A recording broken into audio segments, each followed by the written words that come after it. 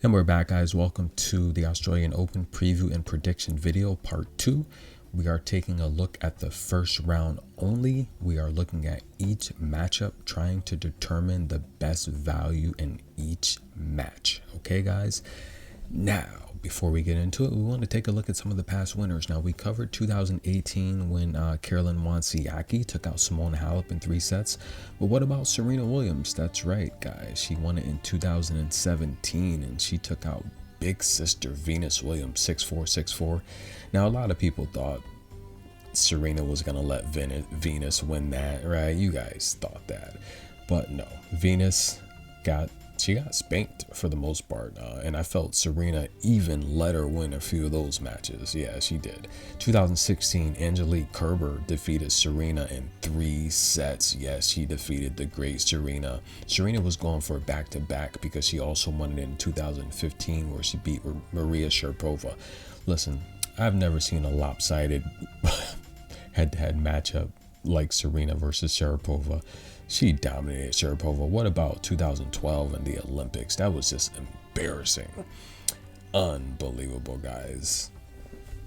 Serena literally started that match with 4 aces in a row, and she literally ended it with aces. That was embarrassing. Sharapova got so just frustrated. She's like, really? I can't even touch the ball. It says, how's this going to be a match if I can't touch the ball? And of course, we saw Li Na. She won it in 2014 in straight sets. That was a blowout victory. But let's get right into the main draw. Let's go. All right, let's begin. We have Laura Pigossi and Kat McNally. Now, Pigossi's taken over for Paula Badosa, who had to pull out. She had to withdraw due to a sternum injury. Now, listen, guys, McNally's a 6-1 favorite. That's completely ridiculous, guys, right? She's playing Pigossi, who is a clay player, but she is the more experienced player. She came through qualifier. Look, she lost to her Bantu. That's a match she probably should have won, to be honest with you. McNally is hot. She's won 8 of her last 10. She played very well against Bonaventure. McNally should win this match, but McNally's the type of player where she's overvalued. She doesn't win, and I don't like backing McNally because I think she's still a young player. I mean, the reality is she's only, I think she's like 21, 22 years old. She's playing a veteran that's 28, 29 years old. This is a matchup where McNally, again, 5-6-1 favorite, way too high. I have to take Pigossi getting the free games. If she's a 5-6-1 favorite, Pigossi's going to be getting a free 4.5 games. Tease it to 5.5, good value. You can get 5.5 for probably -180.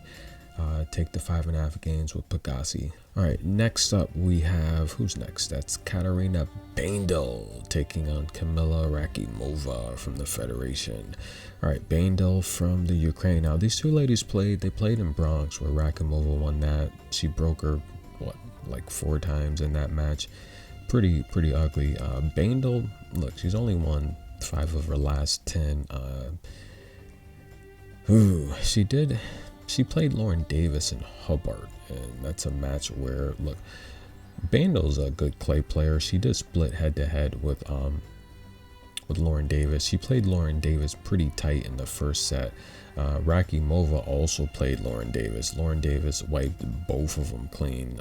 The match with Rakimova, she beat her even worse. She gave her a donut in that matchup. This is a matchup, I'll be honest with you. I think I gotta go with Rakimova. I'll take It's pretty much a pick 'em. I take Rakimova on the money line. That's my pick.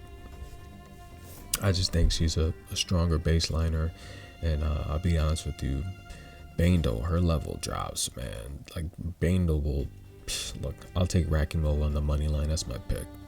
The next matchup, the battle of the Annas, Anna Bogdan and Anna Bondar. Now listen, I'll be completely transparent. These two ladies are clay players. I mean, both of these ladies combined have literally only played like 5 hard matches the last 2 years.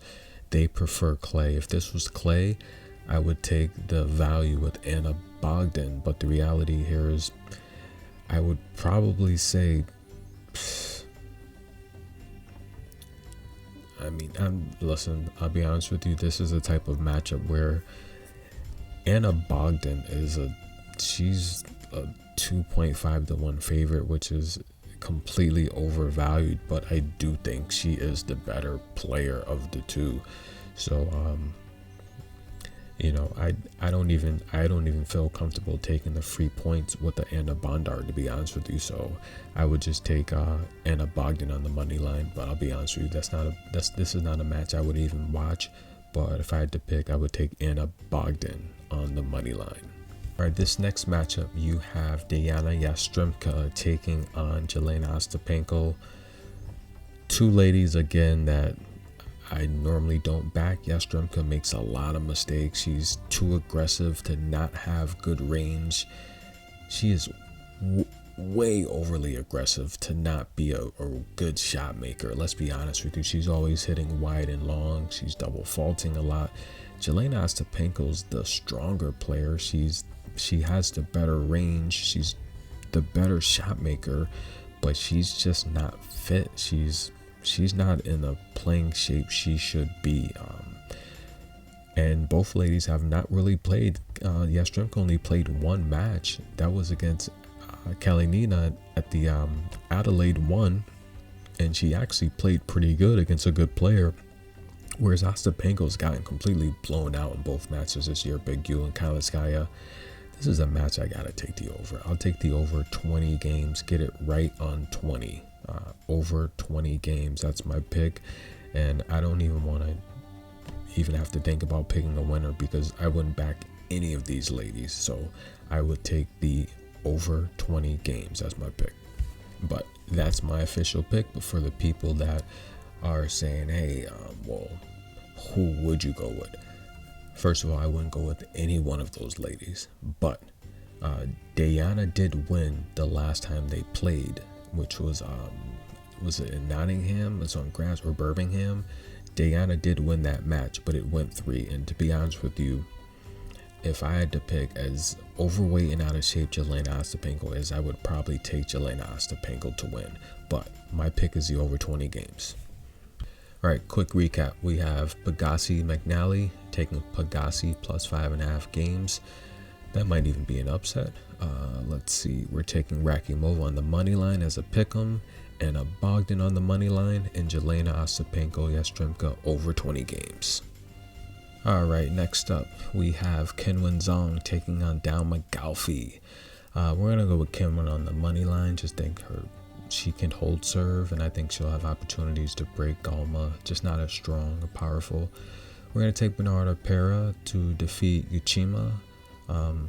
Look, Bernarda Pera has been struggling, but I'm pretty sure she'll regroup and get the victory here. I do think she's overvalued, though. Uchima beat a very good Chloe Paquette, who's playing pretty much on the level of Bernarda Pera. But I do like Kenwen Zhang to win. We'll take Bernarda Pera to win, both on the money line. Emma Raducanu versus Korpatch. Look, Emma Raducanu she's a big name, a slam winner, and she continues to be overvalued.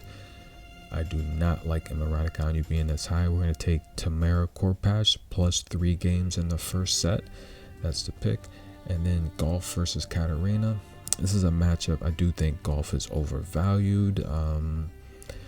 Siniakova beat her the last time they played, even though Golf owns a head-to-head, but I think Golf has had enough time to practice, regroup, so I will take Golf. I think the match is not going to be easy for Coco, but I do take Coco to win this match, so I have Coco Gauff beating Siniakova. All right, and that's part 2, guys. Stay tuned for part 3. Again, the goal is to take a look at each matchup and give you guys the best prediction for the matchup.